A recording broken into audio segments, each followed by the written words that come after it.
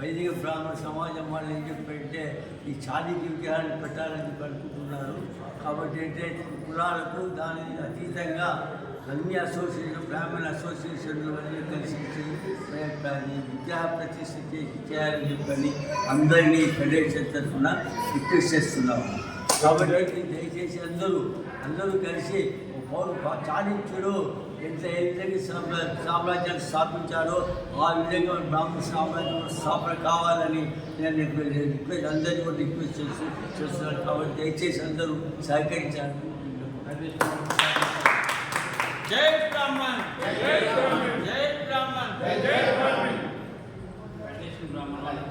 అభినందిస్తున్నానని చెప్పండి. నరసింహమూర్తి గారు మాట్లాడారు.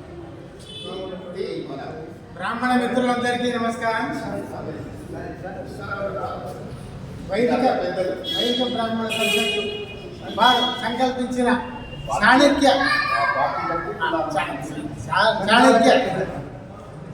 చాణక్యుడి విగ్రహం పెట్టడం అనేది అతి ఆదర్శమైనటువంటి విషయం. ఇంతవరకు కూడా విగ్రహాలు అంటే చరిత్రలు ఏమి లేవు.